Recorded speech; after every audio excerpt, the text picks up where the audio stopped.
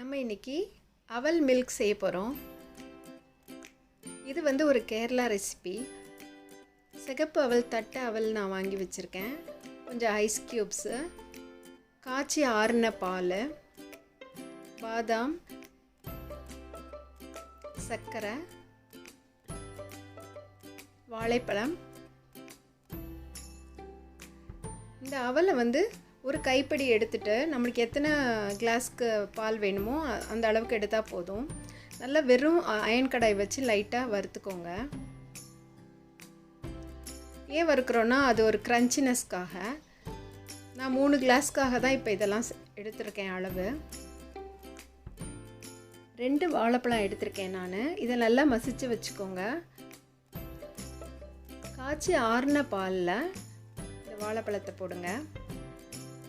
இதில் நீங்கள் மாம்பழம், பைனாப்பிள், என்ன ஃப்ரூட்ஸ் வேணால் சேர்த்துக்கலாம். கொஞ்சம் ட்ரை நட்ஸ் எல்லாமே சேர்த்துக்கலாம். நான் வந்து ஒரு 3.5 ஸ்பூன் போட்டிருக்கேன். திட்டமாக இருக்கும். இந்த பாலுக்கு நம்ம கலக்கிற எல்லாத்துக்கும் சரியாக இருக்கும். ரொம்ப தித்திப்பு இருந்தால் நல்லா இருக்காது. இது மார்னிங் பிரேக்ஃபாஸ்ட், ஈவினிங் ஸ்நாக்ஸ் ஃபில்லிங்காக இருக்கும்.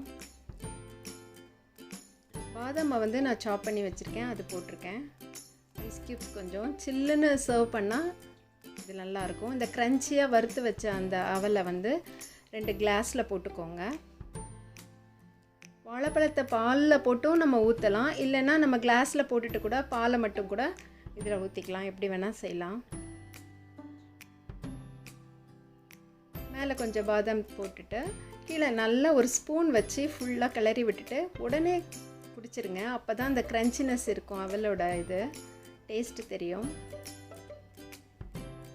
சூப்பராக இருந்தது. நீங்களும் ட்ரை பண்ணிவிட்டு சொல்லுங்கள். தேங்க்யூ.